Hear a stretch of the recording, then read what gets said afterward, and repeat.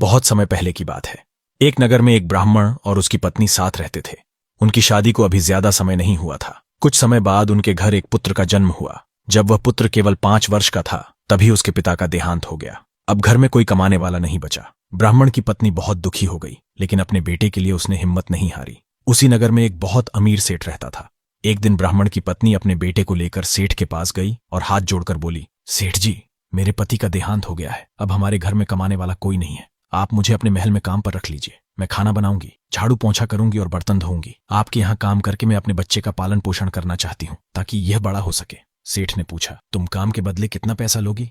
ब्राह्मण की पत्नी बोली, सेठ जी, मुझे पैसे नहीं चाहिए। बस मुझे और मेरे बेटे को रोटी और कपड़ा दे दीजिए। इसके अलावा मुझे कुछ नहीं चाहिए। सेठ उसकी बात मान गया और उसे अपने महल में काम पर रख लिया। काम पर रखने से पहले ब्राह्मण की पत्नी ने अपने पास रखी 2 लाल मणियां सेठ को देते हुए कहा, सेठ जी, ये 2 लाल मणियां मेरी जमा पूंजी हैं। आप इन्हें अपने पास सुरक्षित रख लीजिए। जब मेरा बेटा बड़ा हो जाएगा तब आप मुझे ये वापस कर दीजिएगा। सेठ ने वे दोनों लाल मणियां लेकर अपनी तिजोरी में रख दी। समय बीतता गया।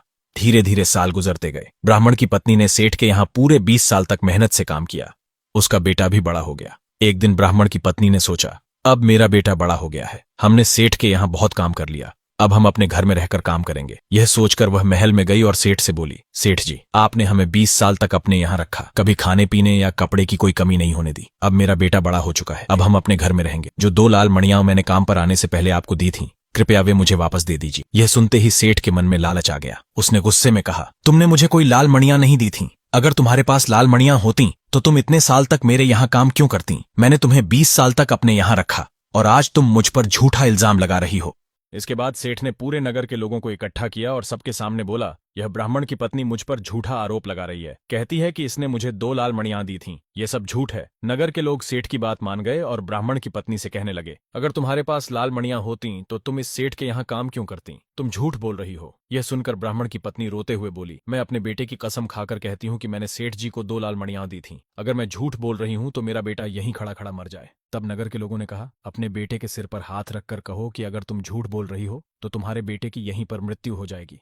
तुम सच बोल रही हो तो जिंदा रहेगा, तभी हम तुम्हारी बात मानेंगे। तब ब्राह्मण की पत्नी ने अपने लड़के के सिर पर हाथ रखा और कहा, अगर मैं झूठ बोल रही हूं तो मेरा लड़का हाथ रखते ही मर जाए। जैसे ही उसने अपने लड़के के सिर पर हाथ रखा, उसी समय वह लड़का नीचे गिर गया। यह देखकर सभी गांव वाले बोले, ये औरत झूठ बोल रही थी। इसके पास कोई लाल मणियां नहीं थी। लालच में इसने अपने बच्चे को भी खो दिया। इसके बाद नगर के सभी लोगों ने फैसला किया कि इस महिला के लड़के को श्मशान घाट ले जाने में कोई भी मदद नहीं करेगा। तब ब्राह्मण की पत्नी अपने लड़के को गोद में उठाकर श्मशान घाट की ओर चल पड़ी। रास्ते में उसे एक बूढ़ा आदमी मिला।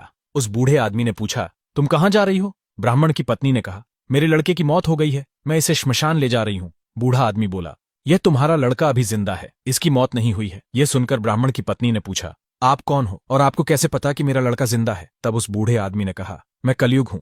आज इस दुनिया में मेरा ही राज चलता है। आज जो झूठ बोलता है वह सुख से रहता है और जो सच बोलता है वह दुख और परेशानी झेलता है। तब ब्राह्मण की पत्नी बोली, तो अब आप ही बताइए मैं क्या करूं? बूढ़ा आदमी बोला, इस बच्चे को उसी सेठ की हवेली पर लेकर जाओ। वहां जाकर कहना कि मैंने सेठ को 2 नहीं बल्कि 4 लाल मणियां दी थीं। भूल से मुझे पहले 2 ही याद रह गई थी। इसके बाद ब्राह्मण की पत्नी सेठ की हवेली पहुंची। उसने वहां सभी गांव वालों को इकट्ठा किया। फिर ब्राह्मण की पत्नी ने सबके सामने कहा, मैंने सेठ जी को 4 लाल दिए थे, बस मुझे भूल से 2 लाल ही याद रह गए थे। यह सुनकर गांव वालों को उस पर यकीन नहीं हुआ। वे कहने लगे, पहले तुम 2 बता रही थी और अब 4 बता रही हो, तुम झूठ बोल रही हो। गांव वालों को ब्राह्मण की पत्नी की बात पर जरा सा भी भरोसा नहीं हो रहा था। तब ब्राह्मण की पत्नी बोली, अगर मैंने सच में सेठ जी को 4 लाल दिए हैं तो मेरा बेटा जिंदा हो जाएगा, और अगर मैंने 2 लाल ही दिए हैं तो मेरा बेटा जिंदा नहीं होगा। गांव वालों के कहने पर ब्राह्मण की पत्नी ने अपने मरे हुए बेटे के सिर पर हाथ रखा और कसम खाकर कहा, हे भगवान, अगर मैंने सेठ जी को 4 लाल दिए हैं तो मेरा बेटा जिंदा हो जाए। जैसे ही उसने अपने बेटे के सिर पर हाथ रखा, वह लड़का झट से खड़ा हो गया।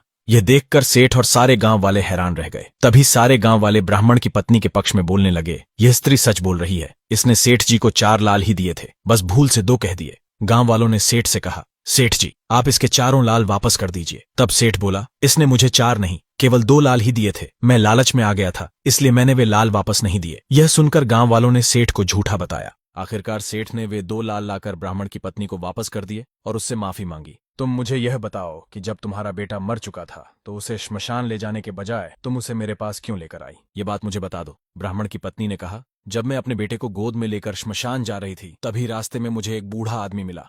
उसने मुझसे कहा कि तुम्हारा बेटा मरा नहीं है। मैंने उससे पूछा, आप कौन हैं और आपको यह कैसे पता कि मेरा बेटा जिंदा है?